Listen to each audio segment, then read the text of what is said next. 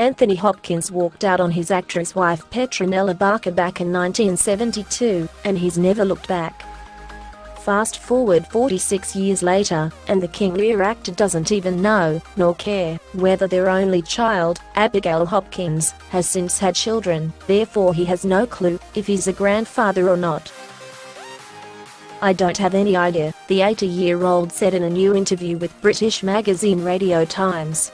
"People break up. Families split, and, get on with your life. People make choices. I don't care one way or the other." When the Radio Times journalist commented that Hopkins' response was rather cold, he again wasn't fussed.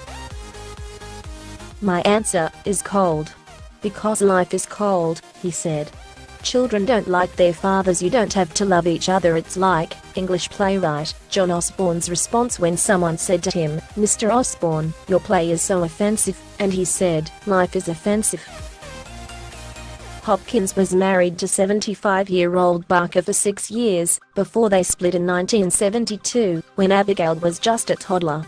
Father and daughter have had little contact over the years, but did reconnect briefly in the 90s, when he arranged for Abigail to have cameos in his films Shadowlands and The Remains of the Day. But they have since lost touch. Despite their estrangement, the Oscar winner, who's been happily married to 62-year-old antiques dealer Stella Artois since 2003, has previously spoken out about Abigail in a rare 2002 interview with Howard Stern. "I hardly ever hear from Abigail. She probably has good reasons.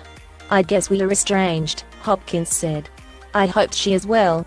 She is too busy, and has to do her own thing. I think she is in England somewhere. Life is life. You get on with it." Likewise, Abigail, now 48, has spoken of their intermittent relationship in the past, echoing her father's exact sentiments. "I would see him, but maybe once a year," she recalled in a 2006 interview with The Telegraph. "There is a little bit of sadness, but I have to get on with my life. It has always been like that. See him, and then not." This on-off interaction definitely affected Abigail's life, but she is not completely closing the door on a reconciliation. Although she said it would need to be a two-way thing.